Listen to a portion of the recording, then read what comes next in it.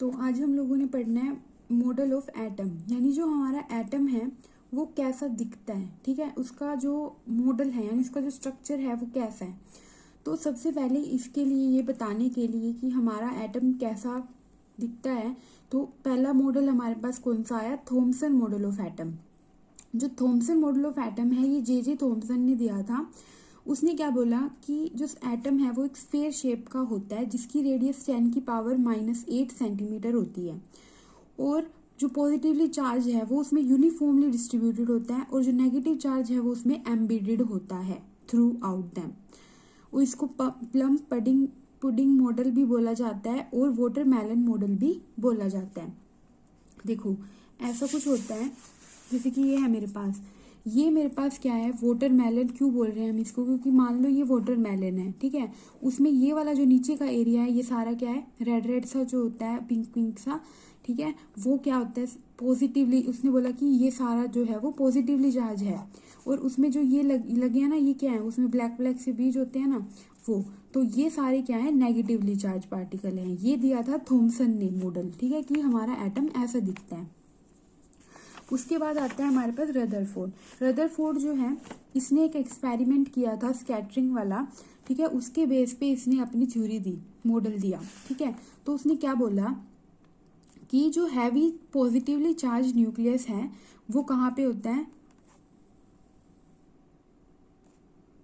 Nucleus जो है वो उसके अंदर प्रोटॉन और न्यूट्रॉन प्रेजेंट होते हैं। मतलब कि जो हमारा मॉडल है उसके सेंटर में ये न्यूक्लियस है, और इस न्यूक्लियस के अंदर कौन प्रेजेंट है, प्रोटॉन और न्यूट्रॉन प्रेजेंट है। और जो प्रोटॉन और न्यूट्रॉन है उनको कलेक्टिवली हम क्या बोलते हैं, न्यूक्लियॉन्स। तो अगर आपसे पूछ लिया जाए कि न्यूक्लियॉन्स क्या होते हैं, तो प्रोटॉन प्लस न्यूट्रॉन को हम न्यूक्लियॉन बोलते हैं। Almost whole mass of the atom is contributed by this nucleon, और ऑलमोस्ट सारा मास जो है वो इन न्यूक्लियस के अंदर ही कंट्रीब्यूट होता है। जो न्यूक्लियस की रेडियस है वो 10⁻⁻13 सेंटीमीटर है, एटम की 10⁻⁸ सेंटीमीटर, और रेडियस ऑफ एन एटम जो है वो 10⁵ टाइम्स है किसके, न्यूक्लियॉन्स की रेडियस के, ठीक है। नेक्स्ट उसने बताया कि वॉल्यूम ऑफ द एटम, जो एटम की वॉल्यूम है वो 10⁻15 टाइम्स हैवियर है किससे, वॉल्यूम ऑफ अ न्यूक्लियस से। नेक्स्ट उसने बताया कि जो इलेक्ट्रॉन्स हैं वो रिवॉल्व करते हैं, ठीक है, रिवॉल्व करते हैं न्यूक्लियस के अराउंड। जैसे कि ये न्यूक्लियस है तो ये इनमें शेल्स बनी होती हैं, ये तो पता ही होगा आपको, और इनके अंदर क्या प्रेजेंट होते हैं, इलेक्ट्रॉन प्रेजेंट होते हैं, ठीक है, और ये घूमते रहते हैं with high speed. This model is similar to the solar system. जैसे कि हमारा सोलर सिस्टम है कि बीच में सन होता है और उसके अराउंड प्लैनेट्स घूमते हैं, इसी तरह से एटम का स्ट्रक्चर होता है कि सेंटर में सेंटर में न्यूक्लियन है, मतलब न्यूट्रॉन प्लस प्रोटॉन, और न्यूक्लियस है, और उसके अराउंड इलेक्ट्रॉन घूमते हैं, ठीक है। ऐसे ही हमारे प्लैनेट्स घूमते हैं। The electron are therefore generally referred as the planetary electrons भी हम उनको बोलते हैं। उसके बाद Rutherford alpha scattering experiment was responsible for the discovery of a proton. तो इसकी हेल्प से प्रोटॉन की डिस्कवरी हुई और पता चला कि जो प्रोटॉन है वो पॉजिटिवली चार्ज न्यूक्लियस है, और जो कि एटम के सेंटर में प्रेजेंट होते हैं, ठीक है। इसका एक्सपेरिमेंट जो है वो आपको इतना जानने की ज़रूरत नहीं है, बट मोटा मोटा सा ये होता है कि उसने एक लाइट बीम जो है वो पास कराई, ठीक है, एक गोल्ड फॉइल एक्सपेरिमेंट था शायद वो, तो उसमें से तो जब उसने पास कराई ना, तो कुछ रेस जो है वो, जो रेस सेंटर में गई, ठीक है, मतलब ऐसा कुछ था, जो ऐसे रेस आई तो जो सेंटर में गई वो तो वापस आ गई, ठीक है, और जैसे जो यहाँ पे लगी वो थोड़ा सा डेविएट हो गई, थोड़ा सा डेविएट होके वापस आ गई, जो यहाँ लगी वो और थोड़ा सा, ठीक है, और जो यहाँ से पास होगी वो सीधा चली गई, ऐसा कुछ था। तो फिर इसने सोचा कि जो सेंटर में जाके वापस आ गई ना, तो ये मुड़ी सीधी की सीधी वापस आ गई, तो उसने सोचा कि इसका मतलब बीच में कुछ ना कुछ हैवी है जो कि उसको वापस भेज रहा है। तो इस तरह से उसने यहाँ पे प्रोटॉन की डिस्कवरी करी। तो ऐसा कुछ था उस एक्सपेरिमेंट में, मैं आपको मोटा मोटा सा बता दिया। इसको ही हम अल्फा स्कैटरिंग एक्सपेरिमेंट बोलते हैं, ठीक है। और अल्फा स्कैटरिंग क्यों बोलते हैं, क्योंकि अल्फा रेस जो थी उसने पास कराई थी, ठीक है। फिर है nature of light and electromagnetic spectrum, ठीक है। तो 1856 में जेम्स चार्क मैक्सवेल ने क्या स्टेट किया कि जो एक्सरे, गामा रे हैं, हीट एक्सेट्रा एमिट एनर्जी, वो कॉन्टिन्यूसली एनर्जी को एमिट करते हैं रेडिएशंस की फॉर्म में, ठीक है। और वेव एंड द एनर्जी, तो उनको हम क्या बोलते हैं, रेडिएंट एनर्जी। और ये जो वेव हैं ये एसोसिएटेड होती है किससे, electrical as well as magnetic field से, एंड देयरफॉर इसलिए इनको हम इलेक्ट्रोमैग्नेटिक वेव बोलते हैं। तो जो अल्फा ये है ना, इनमें से रेज जो निकलती हैं कॉन्टिन्यूसली वो क्या है, इलेक्ट्रोमैग्नेटिक वेव होती है, ठीक है। अब यहाँ पे कुछ छोटी छोटी टर्म्स दे रखी हैं, जैसे कि हमारे पास वेव लेंथ हो गया, फ्रीक्वेंसी हो गई, वेव नंबर हो गया। तो ये देख लेते हैं हम क्या होती हैं। सबसे पहले वेव लेंथ। वेव लेंथ जो है उसको हम लैम्डा से डिनोट करते हैं, इस साइन को हम लैम्डा बोलते हैं। वेव लेंथ होता क्या है, जो हमारी रेज हैं, जैसे कि ये मेरी रे है, ऐसे जा रही है, ठीक है, ऐसे ऐसे जा रही है, इलेक्ट्रोमैग्नेटिक वेव है ये, ठीक है। तो जो इसके और इसके बीच का जो डिस्टेंस है इसको हम लैम्डा बोलते हैं, ठीक है। इसके और इसके बीच के डिस्टेंस को हम लैम्डा बोलते हैं। यहाँ पे देखो, the distance between the two consecutive crust और ट्रफ, ये क्रस्ट, ये ट्रफ, क्रस्ट ट्रफ, तो दो कंसेक्यूटिव क्रस्ट और ट्रफ के बीच में, यानी जैसे कि ये तो हो गया क्रस्ट के बीच में। अगर यहाँ की बात करें हम, तो नीचे क्या हो जाएगा, ट्रफ हो जाएगा। तो किसी भी दो क्रस्ट या दो ट्रफ के बीच का जो डिस्टेंस होता है उसको हम वेवलेंथ बोलते हैं, ठीक है। और इसको हम लैम्डा से डिनोट करते हैं। और जो इसकी एसआई यूनिट है लैम्डा की, वो मीटर होती है, और सीजीएस सिस्टम में सेंटीमीटर होती है, ठीक है। 1 एंगस्ट्रॉम जो है वो 10⁻⁻10 मीटर होता है, और 1 म्यू माइक्रोन जो है वो इक्वल होता है 10⁻⁻6 मीटर्स के। 1 नैनोमीटर 10⁻⁹, ये वैल्यू हैं, एक बार इनको देख लेना क्योंकि पूछ सकते हैं आपको ये, ठीक है। फिर आती है फ्रीक्वेंसी क्या होती है, तो कितनी नंबर ऑफ वेव्स जो हैं वो पास हो रही हैं 1 सेकेंड में, तो उसको हम बोल देते हैं वो इसकी फ्रीक्वेंसी है। इसको हम न्यू से डिनोट करते हैं, ठीक है, ये ऐसा साइन होता है न्यू, ठीक है। तो इसको हम न्यू से डिनोट करते हैं, और इसकी जो यूनिट है इस साइकिल, सेकंड और पर सेकंड, और हर्ज भी बोलते हैं। मोस्ट फेमस तो यही है हर्ज, HZ, यही याद रखना आप लोग। फिर नेक्स्ट आता है मेरे पास वेव नंबर क्या होता है। तो the number of waves which can be accommodated in 1 centimetre length along the direction of propagation is called a wave number, ठीक है। मतलब जो नंबर ऑफ वेवलेंथ है, number of wavelength which can accommodated in 1 centimetre length, 1 centimetre length में कितनी number of wavelengths जो हैं वो एकोमोडेट हो रही हैं along the direction of propagation. Direction of propagation का मतलब क्या है, जिस तरफ वेव जा रही है उसको हम बोलते हैं उसका वेव नंबर, और इसको हम नोट करते हैं न्यू, और इसके ऊपर बार लगा देते हैं, ठीक है। तो ये हमारे पास क्या बन जाता है, वेव नंबर। इसकी जो एसआई यूनिट है वो मीटर पर और सीजीएस सिस्टम में पर सेंटीमीटर है। वेव नंबर जो है इक्वल होता है किसका, जो वेव लेंथ है उसका रेसिप्रोकल होता है 1/वेव लेंथ, ठीक है। तो ये हमने देख लिया, 2 एक्सपेरिमेंट देख लिया हमने कि थॉमसन मॉडल क्या है, रदरफोर्ड मॉडल क्या है, और हमने इलेक्ट्रोमैग्नेटिक जो वेव्स होती हैं उसमें वेव लेंथ, फ्रीक्वेंसी, ये सब क्या होता है ये देख लिया। अब 4th पॉइंट क्या है कि जो रिलेशन वेलोसिटी ऑफ लाइट, जिसको हम c से डिनोट करते हैं, और फ्रीक्वेंसी और वेवलेंथ, इन तीनों में क्या रिलेशन है।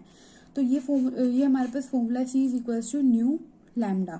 c क्या है यहाँ पे, वेलोसिटी ऑफ लाइट, न्यू क्या है फ्रीक्वेंसी, और लैम्डा क्या है वेवलेंथ है, ठीक है। और जो c है ये तो आपको ये भी याद होनी चाहिए, ठीक है। जो वेलोसिटी ऑफ लाइट है वो कितनी होती है, 3 × 10⁸ मीटर सेकेंड। ये भी आपसे 1 मार्क्स में क्वेश्चन पूछा जा सकता है, c की वैल्यू, क्योंकि ये फेमस है। Different type of electromagnetic wave जो हैं differ with respect to wavelength और फ्रीक्वेंसी, ठीक है, इन पे ये वेरी करती हैं। और जो वेवलेंथ है इलेक्ट्रोमैग्नेटिक स्पेक्ट्रम की, वो इंक्रीज होती रहती है इन द फ्लोइंग ऑर्डर, यानी हमारे पास जो वेव्स हैं उसमें cosmic wave, gamma ray, X ray, UV ray, और विजिबल, इंफ्रारेड, माइक्रोवेव और रेडियो वेव, ठीक है। तो ये इनका ऑर्डर है, ठीक है, वेवलेंथ का ऑर्डर है ये, ठीक है। सबसे ज़्यादा किसकी है, रेडियो वेव की, और सबसे कम किसकी है, कॉस्मिक वेव की। नेक्स्ट हमारे पास है Planck's quantum theory of radiations. तो 1900 में मैक्स प्लैंक्स जो है उसने एक थ्योरी दी थी which is known as Planck's quantum theory, ठीक है। तो ये थ्योरी क्या बोलती है, according to this theory radiant energy is emitted और absorb in the form of small energy packets. जो रेडिएंट एनर्जी है ना उसको, जो रेडिएंट एनर्जी है वो एमिट हो सकती है या एब्जॉर्ब भी हो सकती है, किस फॉर्म में, स्मॉल एनर्जी पैकेट्स की फॉर्म में, जिनको हम क्वांटा बोलते हैं। और लाइट के केस में ये एनर्जी पैकेट्स जो है इनको हम फोटोन बोलते हैं, ठीक है। एनर्जी ऑफ ईच क्वांटम जो है वो डायरेक्टली प्रोपोर्शनल होती है फ्रीक्वेंसी ऑफ रेडिएशन के। तो ई जो है वो डायरेक्टली प्रोपोर्शनल होता है न्यू के। तो जब डायरेक्टली का साइन हटता है तो कुछ ना कुछ कांस्टेंट आता है, तो यहाँ पे एच कांस्टेंट आ गया। और फिर इसको हम देखो, ई जो है वो डायरेक्टली प्रोपोर्शनल है किसके, न्यू के, ठीक है। ई जो है वो डायरेक्टली प्रोपोर्शनल न्यू के। तो ई जब डायरेक्टली का साइन हटता है तो कुछ ना कुछ कांस्टेंट आता है, तो यहाँ पे एच न्यू आ गया। अब जो ये न्यू होता है इसको मैं क्या लिख सकती हूँ, इसको मैं लिख सकती हूँ सी बाय लैम्डा, यानी E is equals to H C by lambda. तो वही यहाँ पे है, E is equals to H C by lambda. और एच जो 1 बाय न्यू है, 1 बाय न्यू, अभी मैंने बताया था आपको फॉर्मूला कि वेव नंबर क्या होता है, वेव लेंथ का उल्टा। तो यहाँ पे 1 बाय न्यू, इसको मैं क्या लिख दूंगी, वेव नंबर। तो E is equals to h nu bar, ठीक है। तो ये समझ में आ गया। एच जो है इसकी भी वैल्यू फिक्स होती है, और याद रख लेना आप लोग 6.6 इंटू 10⁻⁻34 जूल सेकेंड, और वेलोसिटी ऑफ लाइट आपके पास ये होती है। उसके बाद मेरे पास आता है स्पेक्ट्रम, ठीक है। स्पेक्ट्रम क्या होता है, स्पेक्ट्रम क्या है, जब एक वाइट लाइट जो है allow to pass through the prism, जब एक प्रिज्म में से, ये प्रिज्म है मेरे पास, ठीक है, इसमें से जब वाइट लाइट को हम पास कराते हैं तो वो 7 डिफरेंट कलर्स में ब्रेक हो जाती है, ठीक है, स्प्लिट हो जाती है। और जो ये 7 कलर बैंड है इसी को ही हम स्पेक्ट्रम बोलते हैं। और वो कौन से होते हैं, हमने ये तो पढ़ ही रखा होगा, विबग्योर, यानी वी से violet, indigo, blue, green, yellow, orange, red, ठीक है। तो ये होता है मेरे पास स्पेक्ट्रम। अब यहाँ पे कुछ आपको इफेक्ट दे रखे हैं, और ये भी देख लेना, ठीक है। ये मेरे पास सारी रेज हैं, ठीक है। और ये क्या है, एनर्जी, ये क्या है, फ्रीक्वेंसी, और ये क्या है, लैम्डा। तो याद रखना, ये देखो लैम्डा जो है वो ऊपर से नीचे डिक्रीज हो रहा है, ये इंक्रीज हो रहा है, ये भी इंक्रीज हो रहा है, तो ये याद रखना आप लोग इसको। नेक्स्ट है जीमन इफेक्ट क्या होता है, स्टार्क इफेक्ट क्या होता है। तो जब spectral lines obtain from atomic spectra, जो स्पेक्ट्रा में से जो हमें लाइंस मिली हैं, ठीक है, जब हम उनको मैग्नेटिक फील्ड में रखते हैं तो वो नंबर ऑफ फाइन लाइंस में स्प्लिट हो जाती है, तो उसको हम जीमन इफेक्ट बोलते हैं। और जब सेम ही चीज़ को जब हम इलेक्ट्रिक फील्ड में रखते हैं तो वो स्टार्क इफेक्ट कहलाती है, ठीक है। तो बस जीमन इफेक्ट जो है इसमें मेन रोल होता है मैग्नेटिक फील्ड का, और स्टार्क में इलेक्ट्रिक फील्ड का, ये याद रखना। अब यहाँ पे आपको कुछ बेसिक सा बता रखा है, जैसे कि थॉमसन मॉडल जो है उसको प्लम पुडिंग मॉडल या वाटरमेलन मॉडल भी बोला जाता है। और रदरफोर्ड मॉडल जो है वो न्यूक्लियर थ्योरी है। बोहर मॉडल जो है concept of quantisation of energy, Planck's quantum theory, ये पढ़ लेना, इसमें कुछ इतना वो नहीं है, ठीक है, देख लेना इसको खुद से। अब नेक्स्ट मेरे पास आता है फोटो इलेक्ट्रिक इफेक्ट क्या होता है। तो जब radiations with certain minimum frequency strike the surface of a metal, यानी कोई सरफेस है मेटल का, तो उस पर मिनिमम फ्रीक्वेंसी की स्ट्राइक करी रेडिएशंस, और स्ट्राइक करने के बाद जो इलेक्ट्रॉन्स है वो उसमें से निकलते हैं सरफेस ऑफ मेटल में से, तो इस फिनोमिना को हम फोटो इलेक्ट्रिक इफेक्ट बोलते हैं। मतलब कि जैसे कि ये मेरे पास कोई भी सरफेस है, ठीक है, तो मैंने इस पर लाइट डाली ना, तो यहाँ से एक इलेक्ट्रॉन निकला, ठीक है। तो यही प्रोसेस को हम फोटो इलेक्ट्रिक इफेक्ट बोलते हैं, ठीक है, जिसमें से इलेक्ट्रॉन जो है वो इजेक्ट होता है।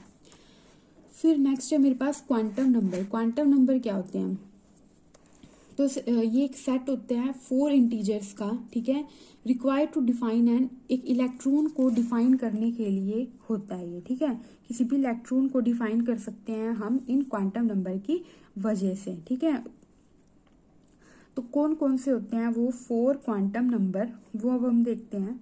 फर्स्ट मेरे पास जो होता है वो है प्रिंसिपल क्वांटम नंबर, सेकंड होता है एजिमुथल क्वांटम नंबर, थर्ड होता है मेरे पास मैग्नेटिक क्वांटम नंबर और फोर्थ होता है स्पिन क्वांटम नंबर। ठीक है, तो प्रिंसिपल क्वांटम नंबर जो है ये क्या कहता है, इसको हम एन से डिनोट करते हैं और ये बताता है शेप, साइज और एनर्जी के बारे में, किसकी, शेल्स की, जिसमें इलेक्ट्रॉन होते हैं। ठीक है, तो ये शेप, साइज और एनर्जी के बारे में बताता है प्रिंसिपल क्वांटम नंबर। इसको हम एन से डिनोट करते हैं और बताता कैसे, इसमें नंबर एन की वैल्यू जो है वो 1 से स्टार्ट होकर इन्फिनिटी तक जाती है। देखो हमें पता है कि हमारा जो इलेक्ट्रॉन होता है, जो एटम होता है हमारा, जैसे कि ये मेरे पास एटम बना रही हूँ मैं। ठीक है, ये क्या है, इसका सेंटर है जहाँ पे न्यूक्लियस है, जहाँ पे न्यूट्रॉन प्लस प्रोटॉन है। फिर ये इनकी शेल्स होती हैं। ठीक है, तो जो फर्स्ट शेल होती है इसको हम के से डिनोट करते हैं। जो सेकंड शेल होती है उसको हम एल से, फिर एम से, इस तरह से डिनोट करते हैं। देखो KLM, फिर ऐसे ही चलता रहता है NOPQ ऐसे। ठीक है, और इनमें क्या होते हैं, इलेक्ट्रॉन्स प्रेजेंट होते हैं। तो जो प्रिंसिपल क्वांटम नंबर है वो ये बताता है कि जैसे कि मान लो मैंने बोल दिया कि n की वैल्यू मेरे पास 2 है, तो बताओ कौन सी शेल में हमारा जो प्रेजेंट है इलेक्ट्रॉन।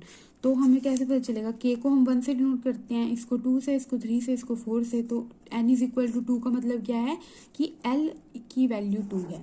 ठीक है, जैसे कि यहाँ पे बता रखा है कि 1 है तो k शेल है, 2 है तो ये सब। ठीक है, तो ये होता है मेरे पास प्रिंसिपल क्वांटम नंबर। नेक्स्ट आता है एजिमुथल क्वांटम नंबर। तो एजिमुथल क्वांटम नंबर जो है इसको हम L से डिनोट करते हैं। ये हमें बताता है शेप किसकी, इलेक्ट्रॉन क्लाउड की शेप बताता है, एंड नंबर ऑफ सब शेल्स कितनी है शेल में वो बताता है। तो इसकी जो वैल्यू है वो लाई करती है between 0 to n-1, that is 0 से n-1 तक। इसका मतलब क्या है कि L की वैल्यू 0 से L की वैल्यू n-1 तक हमें ये बताता है। तो देखो जो प्रिंसिपल क्वांटम नंबर था ये 1 से स्टार्ट हुआ था और जो एजिमुथल क्वांटम नंबर है 0 से स्टार्ट होता है। ठीक है, तो SPDF, तो 0 मतलब S, 1 का मतलब P, 2 का मतलब D, 3 का मतलब F, ये इनकी सब शेल्स हैं। जो ये था तो बता रहा था शेल्स के बारे में, और जो उनकी फर्दर सब शेल्स हैं उनके बारे में बताते हैं एजिमुथल क्वांटम नंबर। ठीक है, नेक्स्ट है मेरे पास मैग्नेटिक क्वांटम नंबर, जिसको हम स्मॉल m से डिनोट करते हैं। ये हमें ओरिएंटेशन बताता है सब शेल्स की। ओरिएंटेशन क्या होता है, मूवमेंट है ना। तो m की जो वैल्यू है ये मेरे पास -L से +L तक होती है, इसमें 0 भी इंक्लूड होता है। और m जो है उसको मैं लिख सकती हूँ 2l+1, ये इसका फॉर्मूला है। फिर आता है एक spin quantum number. Spin quantum number जो है वो 2 ही हैं, 2 ही वैल्यू होती हैं इसमें। s = +1, जो क्लॉकवाइज डायरेक्शन होगी तो ये s = +1/2 होगा, और अगर एंटी क्लॉकवाइज डायरेक्शन होगी तो s = -1/2 होगा। ठीक है, तो ये मेरे पास थे क्वांटम नंबर 4 जिनमें हमने देखा। फर्स्ट हमें शेप, साइज और एनर्जी के बारे में बताता है और n की वैल्यू 1 से इन्फिनिटी तक होती है। सेकंड हमें सब शेल्स के बारे में बताता है जिसमें वैल्यू 0 से स्टार्ट होती हैं, SPDF ऐसे। फिर आता है मैग्नेटिक क्वांटम नंबर जो कि -L से +L तक इसकी वैल्यू होती है। फिर स्पिन क्वांटम नंबर जो +1/2 क्लॉकवाइज के लिए और -1/2 एंटी क्लॉकवाइज डायरेक्शन के लिए। ठीक है, अब कुछ यहाँ पे रूल होते हैं। ठीक है, वो हम देखते हैं। सबसे पहले मेरे पास होता है Pauli exclusion principle. Pauli exclusion principle क्या बोलता है कि according to this principle all the 4 quantum number for any 2 electrons in an atom can not be identical. मतलब कि जो चारों हमने जो क्वांटम नंबर्स पढ़े हैं ना, किन्हीं भी 2 इलेक्ट्रॉन के लिए एक एटम में वो सेम नहीं हो सकते, सबके लिए अलग ही होंगे। ये बोलता है पॉली एक्सक्लूजन प्रिंसिपल। फिर एक आता है ह्यून्स रूल। ह्यून्स रूल जो है ये हमें क्या बताता है कि जो इलेक्ट्रॉन्स हैं, जो भी हम इलेक्ट्रॉन फिल करते हैं शेल्स सब सेल्स के अंदर, ठीक है, वो पहले सिंगली फिल्ड होते हैं, उसके बाद उनकी पेयरिंग होती है। जैसे मेरे पास क्या है, अगर मेरे पास, हमें ये पता होना चाहिए कि जो एस है उसमें 1 बॉक्स होता है, पी में 3 होते हैं, डी में 5 होते हैं, ठीक है। तो अब जैसे मेरे को D6 फिल करना है, मेरे को D6, ठीक है। तो मतलब इसमें 6 इलेक्ट्रॉन भरने हैं मुझे। तो मैं क्या करूँगी, सबसे पहले एक एक को सिंगली फिल करूँगी सब में, फिर पेयरिंग स्टार्ट होगी। तो मेरे पास 1 2 3 4 5 हो गए। अब 6 इसमें आएगा, 7 होते तो यहाँ जाते, 8 होते इस तरह से। तो ये हमारे पास ये बोलता है कि पहले इलेक्ट्रॉन्स को सिंगली फिल करो फिर पेयरिंग करो, ठीक है। तो ये बोलता है कौन, ह्यून्स रूल। नेक्स्ट है अफवा प्रिंसिपल। ये क्या बोलता है कि जो इलेक्ट्रॉन फिल हम करते हैं ना, वो लोवेस्ट एनर्जी में सबसे पहले फिल होता है। लोवेस्ट एनर्जी किसकी होती है, तो डी के बाद एफ भी आता है जिसमें मेरे पास 7 होते हैं। अभी सिर्फ 4 याद रखो, ठीक है।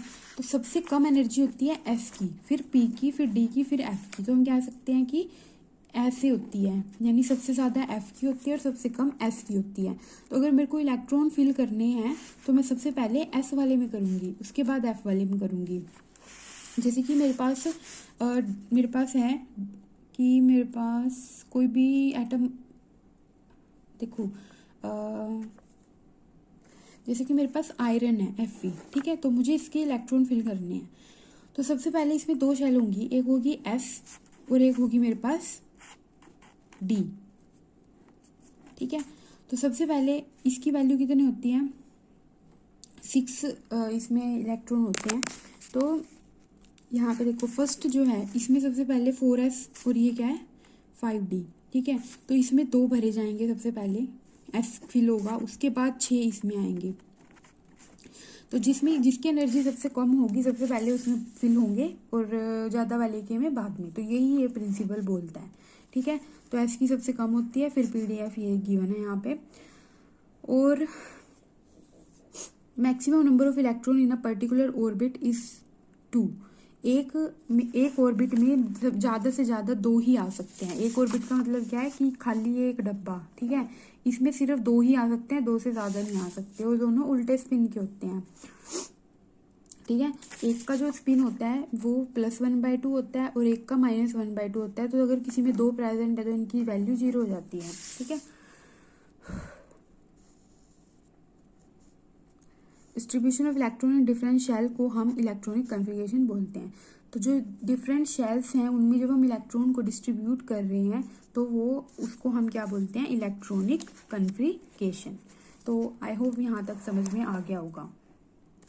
तो यहाँ पे कुछ इलेक्ट्रॉन्स की कन्फिगरेशन दे रखी है, जैसे हाइड्रोजन की होती है 1s1, हीलियम की होती है 1s2, लिथियम की होती है 1s2 2s1, ठीक है। तो इस तरह से गिवन है आपको। तो यहाँ पे हमारा जो सेकंड पार्ट है वो भी खत्म होता है, जो कि एटॉमिक स्ट्रक्चर था।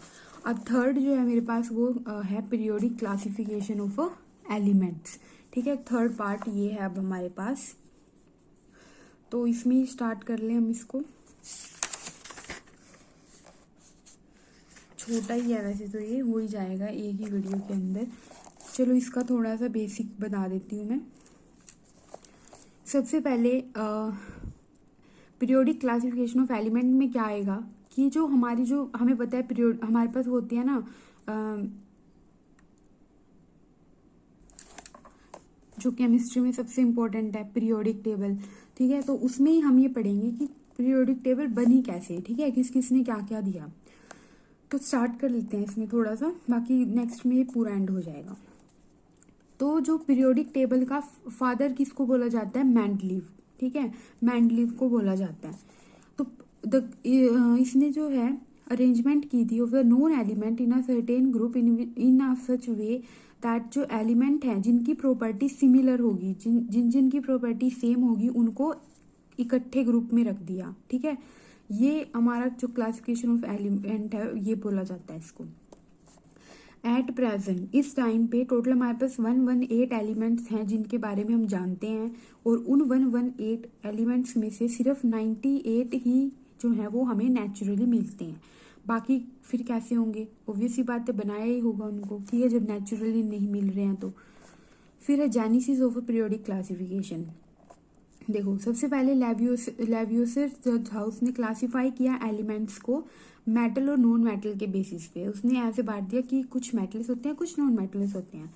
फिर डोबेनियर ट्रेट्स जो है ये क्या था, इसने कुछ ऐसा किया कि देखो जो मेरे पास 3 एलिमेंट हैं, लिथियम, सोडियम और पोटेशियम, ठीक है, तो इसने क्या बोला कि जो 3 का ग्रुप होगा, तीनों में 3 को ग्रुप कैसे बनाया इसने, ये जो फर्स्ट वाला है और जो लास्ट वाला है उन दोनों का सम डिवाइडेड बाय 2, ठीक है, तो ये हो गया 46/2 और ये आ गया 23, ठीक है। तो इस बेस पे उसने डिवाइड किया, मतलब कि जो element with similar properties in a group of 3 के ग्रुप बनाए उसने in such a way that the atomic mass of the middle element, जो बीच वाले का जो एटॉमिक मास है वो इन दोनों का सम डिवाइड बाय 2 करके आ जाएगा, ठीक है। इन दोनों को ऐड किया, बाय 2 किया तो मेरे पास 23 आ गया, और ये बीच वाले का था। तो इस तरह से 3 के ग्रुप बना के उसने ये तरीका बनाया कि मैं इस बेस पे रखूंगा एलिमेंट्स को, ठीक है। फिर नेक्स्ट आता है न्यूलैंड लॉ ऑफ ऑक्टेव। इसने क्या बताया, 1866 में जॉन न्यूलैंड जो था English chemist, propose the law of Octave. उसने लॉ ऑफ ऑक्टेव रखा। इसका मतलब इसमें क्या था कि इसने इंक्रीजिंग एटॉमिक मास के बेस पे अरेंज किया, और जो एवरी 8th एलिमेंट जो है उसकी फर्स्ट के साथ प्रॉपर्टी मैच होंगी। यानी जैसे मैंने 1 2 3 4 5 6 7 8 ऐसे एलिमेंट रख दिए। अब जो फर्स्ट वाला एलिमेंट और जो 8th वाला एलिमेंट है उन दोनों की प्रॉपर्टी सेम होंगी। इस बेस पे न्यूलैंड ने रखा, ठीक है। उसने हाइड्रोजन से स्टार्ट किया और थोरियम पे एंड कर दिया, which was the 56th element, ठीक है। तो ये पूछ सकता है कि जो न्यूलैंड था उसने कहाँ कौन से एलिमेंट से कौन से एटम से स्टार्ट किया और किस पे खत्म किया, तो हाइड्रोजन से थोरियम तक 56 तक। नेक्स्ट है लोथर्स मेयर्स एटॉमिक वॉल्यूम कर्व। तो बेसिकली मेयर्स ने जो है एक ग्राफ बनाया किस किस के बीच में, atomic volume of the element and their atomic mass, atomic volume और एटॉमिक मास के बीच में। एंड ही पॉइंटेड दैट जो एलिमेंट है जिनकी प्रॉपर्टी सिमिलर हैं वो ऑक्यूपाई करते हैं similar position in the curve, ठीक है। तो इसने एक कर्व यानी ग्राफ के बेस पे डिवाइड किया। नेक्स्ट है मेंडलीव पीरियोडिक टेबल। इसने फिजिकल और केमिकल प्रॉपर्टीज जो थी एलिमेंट्स की उनके बेस पे डिवाइड किया। Mendeleev arrange all the element known at that time in increasing order of the atomic mass, and ये जो अरेंजमेंट थी यही हमारी पीरियोडिक टेबल बनी, और इसीलिए ही हमने यहाँ पे देखा था कि मेंडलीव को ही फादर ऑफ पीरियोडिक टेबल भी बोला जाता है, ठीक है। तो सबसे ज्यादा अच्छा मतलब इसी का ही लगा हमें मेंडलीव का। अब कुछ बेसिक बातें हैं पीरियोडिक टेबल के बारे में कि जो पीरियोडिक टेबल है उसमें जो हॉरिजॉन्टल लाइंस होती है ना उनको हम बोलते हैं पीरियड्स, और जो वर्टिकल लाइंस होती हैं उनको हम बोलते हैं ग्रुप्स, ठीक है। जो हमारी पीरियोडिक टेबल होती है उसमें ऐसे हॉरिजॉन्टल ऐसे रखा है मान लो ये, ठीक है। तो ऐसे ऐसे जो लाइंस है ना ये टोटल 7 होती हैं, इनको हम बोलते हैं पीरियड। और जो इस तरह से होते हैं ग्रुप्स जो कि 18 होते हैं, ठीक है, इनको हम बोलते हैं ग्रुप। तो वर्टिकल लाइन जो होती हैं उनको हम ग्रुप्स बोलते हैं, और जो हॉरिजॉन्टल लाइन होती है उनको हम पीरियड्स बोलते हैं, ठीक है। तो ये हमारे पास मेंडलीव में number of period 7 and total number of groups कितने थे, 9 थे, ठीक है। ये गिवन है यहाँ पे 1 2 3 4 5 6 7 8 0 भी था। फिर जो ये मेंडलीव था मतलब इसकी औरों से तो अच्छी थी बट उसमें भी कुछ कमियां थी। क्या कमियां थी वो हम देखेंगे कि डिफेक्ट्स क्या थे मेंडलीव पीरियोडिक टेबल में। पहला कि इसका बेसिक जो मेन वो था कि इसने इंक्रीजिंग एटॉमिक मासेस के बेस पे एलिमेंट्स को डिवाइड किया था। तो कुछ जो एलिमेंट्स थे वो आउट ऑफ प्लेस थे पीरियोडिक टेबल से, ठीक है। फॉर एग्जाम्पल जैसे कोबाल्ट है जिसका एटॉमिक मास था 58.9, प्रोसीड निकल विद एटॉमिक मास 58.6, ठीक है। पहले कोबाल्ट आ गया फिर निकल आ गया, बट आना क्या चाहिए था, पहले निकल आना चाहिए था फिर कोबाल्ट आना चाहिए था, तभी तो इंक्रीजिंग बेस पे होगा। तो ये भी इसका एक डिफेक्ट था। According to the Mendeleev periodic law, जो आइसोटोप है मस्ट गिवन सेपरेट, जो आइसोटोप्स हैं उनको एक सेपरेट प्लेस देना चाहिए था पीरियोडिक टेबल में, ठीक है, since they have different atomic mass, but they were not assign separate place, पर उनको सेपरेट प्लेस नहीं दिया। फिर कुछ एलिमेंट जैसे कि कॉपर और सिल्वर, उनकी कोई रिजेम्बलेंस नहीं थी अल्कली मेटल्स के साथ, बट उनको अल्कली मेटल्स के साथ ही रखा गया, ठीक है। फिर एलिमेंट्स जो कि केमिकली सिमिलर थे जैसे कि गोल्ड हो गया और प्लैटिनियम हो गया, इनको अलग अलग ग्रुप में रख दिया। हाइड्रोजन जो है उसको एक फिक्स पोजीशन नहीं दी, it was consider in a group 1A as well as group, दो जगह इसको रख दिया, because it form positive ion in HCl and also negative, क्योंकि पॉजिटिव दो जगह रख दिया उसको क्योंकि ये पॉजिटिव आयन का काम भी कर रहा था और नेगेटिव का भी, ठीक है। तो ये डिफेक्ट्स थे इसमें।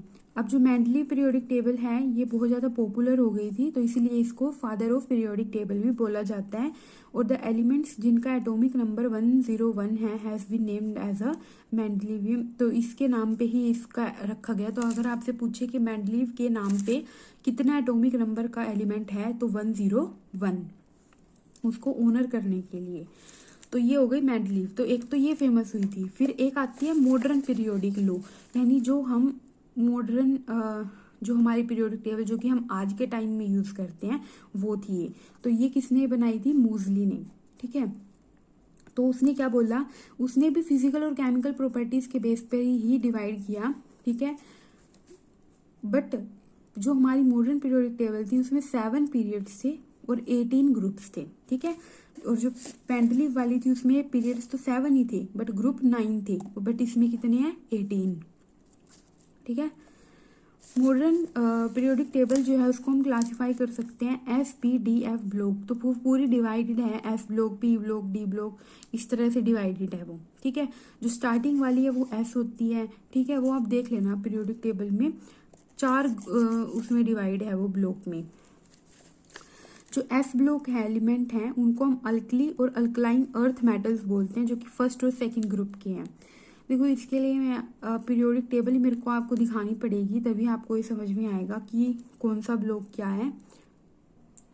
तो आप लोग ना इसको एक बार देख लेना पीरियोडिक टेबल को और फिर इनको पढ़ना, फिर समझ आएगा आपको कि जो S ब्लॉक एलिमेंट्स हैं वो फर्स्ट और सेकंड ग्रुप के हैं। और जो P ब्लॉक हैं एलिमेंट उनको हम कैल्कोजन, पिकोजेंस, हेलोजेंस एंड इनर्ट गैस बोलते हैं, जो कि 13 से 18 ग्रुप तक आते हैं। फिर अब बीच के कहाँ गए, उनको हम बोलते हैं D ब्लॉक एलिमेंट, जिनको हम ट्रांजिशन एलिमेंट्स भी बोलते हैं। They belongs to group 3 and 12। फिर F ब्लॉक जिनको हम इनर ट्रांजिशन एलिमेंट्स बोलते हैं, ये जो हैं इनको रेयर अर्थ मेटल्स भी बोलते हैं। और the first rare earth metal is कौन सा है? सीरियम। याद रखना फर्स्ट रेयर अर्थ में एलिमेंट कौन सा है? सीरियम है। तो पीरियोडिक टेबल जो है shows 2 horizontal lines each containing 14 elements at the bottom.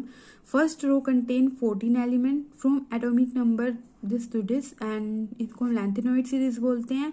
और सेकेंड रो जो कि 90 से 103 तक है जिसमें उसमें भी 14 एलिमेंट्स है जिनको हम एक्टिनॉइड सीरीज बोलते हैं, ठीक है। देखो जैसे कि ये मेरे पास पीरियोडिक टेबल है, ठीक है, तो यहाँ पे ग्रुप होते हैं, तो फर्स्ट और सेकेंड ग्रुप इनको बोल दिया हमने S ब्लॉक, ठीक है, S ब्लॉक बोल दिया। फिर उसके बाद ये हो गए 1 और 2। फिर 3 से लेके 12 तक, 3 से लेके 12 तक होता है मेरे पास D ब्लॉक। यहाँ पे होते हैं D ब्लॉक एलिमेंट्स, ऐसे ये होते हैं 3 से लेके 12 तक, ठीक है। तो ये सारे मेरे पास क्या हो गए, ये हो गया मेरे पास D ब्लॉक। और यहाँ पे जो होते हैं, यहाँ पे एटॉमिक नंबर 13 से 18 तक ये होते हैं मेरे पास P ब्लॉक। और फिर नीचे ऐसे 2 लाइनें हैं, ठीक है, एक को हम बोलते हैं लैंथेनॉइड, एक को बोलते हैं एक्टिनॉइड सीरीज। और ये मेरे पास होता है F ब्लॉक। तो मैंने आपको ये मोटा मोटा समझा दिया कि किस तरह से होती है, ठीक है। ये होता है S ब्लॉक, यहाँ पे होता है D ब्लॉक, नीचे होता है F ब्लॉक। 2 लाइनें होती हैं, एक को हम लैंथेनॉइड सीरीज बोलते हैं, एक को हम एक्टिनॉइड सीरीज बोलते हैं। और यहाँ पे होता है मेरे पास पी ब्लॉक, ठीक है। तो 4 ब्लॉक्स में ये डिवाइडेड है मॉडर्न पीरियोडिक टेबल। तो समझ में आ गया ये।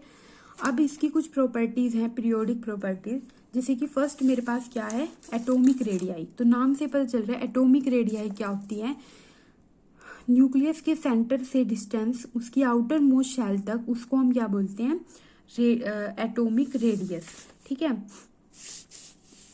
मतलब न्यूक्लियस है, उसके सेंटर से लेके जो उसकी आउटर मोस्ट शेल है ना, मतलब आउटर मोस्ट शेल है, वहां तक के डिस्टेंस को हम बोलते हैं एटॉमिक रेडियस, ठीक है। नेक्स्ट मेरे पास है, it is not possible to measure the absolute value of atomic radius of the element. तो इसीलिए हम इनको 3 डिफरेंट फॉर्म्स में डिवाइड करते हैं, covalent radii, metallic radii, van der Waals radii, ठीक है। और इनका साइज के बेस पे ये बता रखा है किसका ज़्यादा है, ठीक है। ये इंपॉर्टेंट है कि जो एटॉमिक रेडियाई है वो जब हम लेफ्ट टू राइट जाते हैं पीरियड्स में, तो वो इंक्रीज होती है ग्रुप्स में फ्रॉम टॉप टू बॉटम, ठीक है। जब हम जा रहे हैं ऐसे पीरियड्स में, तब तो वो हो रही है डिक्रीज, ठीक है। और जब हम जा रहे हैं ऊपर से नीचे, टॉप टू बॉटम, यानी ग्रुप में, टॉप टू बॉटम ग्रुप में, और लेफ्ट टू राइट बोलेगा तो पीरियड में, ठीक है, पीरियड में और टॉप टू बॉटम ग्रुप में, ठीक है। तो एटॉमिक रेडियाई जो है वो डिक्रीज होती है लेफ्ट टू राइट और इंक्रीज होती है फ्रॉम टॉप टू बॉटम, ठीक है। नेक्स्ट आती है आयोनिक रेडियाई। आयोनिक रेडियाई क्या है, distance from the centre of the nucleus to the ion तक का distance up to which it exert its influence on the electron cloud, उसको हम बोलते हैं आयोनिक रेडियाई। और जो साइज होता है आयोनिक रेडियाई का और एटॉमिक रेडियस का, वो यहाँ पे गिवन है, ठीक है। फिर एक होता है आयोनाइजेशन पोटेंशियल। आयोनाइजेशन पोटेंशियल क्या होती है मेरे पास, किसी भी एक इलेक्ट्रॉन को रिमूव करने के लिए आइसोलेटेड गैस से, उसको हम बोलते हैं उसकी आयोनाइजेशन पोटेंशियल या ionisation energy. So basically electron को उसकी शेल से भगाने के लिए, रिमूव करने के लिए जो एनर्जी रिक्वायर्ड होती है, उसको हम बोलते हैं आयोनाइजेशन एनर्जी, ठीक है। फिर होता है इलेक्ट्रॉन एफिनिटी। इलेक्ट्रॉन एफिनिटी क्या है कि अब इसमें तो हमें निकालना है, इसमें है कि हमें ऐड करना है। तो जब हम एक्स्ट्रा इलेक्ट्रॉन को ऐड करते हैं during the addition of an extra electron in an isolated gas atom, उसको हम बोलते हैं इलेक्ट्रॉन एफिनिटी। तो इलेक्ट्रॉन पोटेंशियल या एनर्जी क्या होती है, रिमूव करना, और एफिनिटी ऐड करना, ठीक है। फिर एक आती है इलेक्ट्रोनेगेटिविटी। इलेक्ट्रोनेगेटिविटी क्या होती है, अपने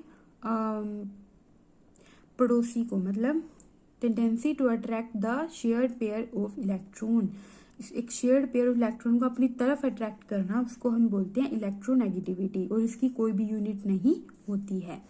और सबसे ज्यादा इलेक्ट्रोनेगेटिव फ्लोरीन होता है, याद रखना इसको।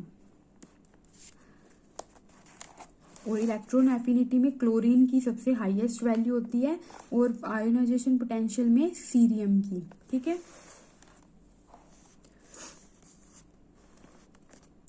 तो ये मेरे पास था इलेक्ट्रोनेगेटिविटी। ये कुछ पॉइंट्स गिवन है यहाँ पे, जैसे कि आयोनिक कंपाउंड के लिए जो वैल्यू है वो 1.7 से ज़्यादा होनी चाहिए इसकी, और पोलर कोवलेंट कंपाउंड के लिए 1.7 से कम होनी चाहिए, और नॉन पोलर के लिए 0 होनी चाहिए, ठीक है। पोलर क्या होते हैं, जिनमें इलेक्ट्रोनेगेटिविटी का डिफरेंस होता है, मतलब पॉजिटिव नेगेटिव चार्ज, और नॉन पोलर जो कि जिनमें नहीं होता, ठीक है।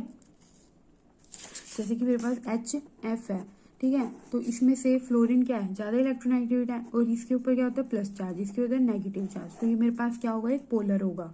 बट अगर मैं बात करूं जैसे कि H2 की या N2 की, तो इनमें क्या है, HH दोनों ही पॉजिटिव है, NN दोनों ही पॉजिटिव है, नेगेटिव है, तो इनमें कोई इलेक्ट्रोनेगेटिविटी डिफरेंस नहीं है, तो इनको नॉन पोलर बोलते हैं, और इसको हम पोलर बोलते हैं जिनमें डिफरेंस होता है।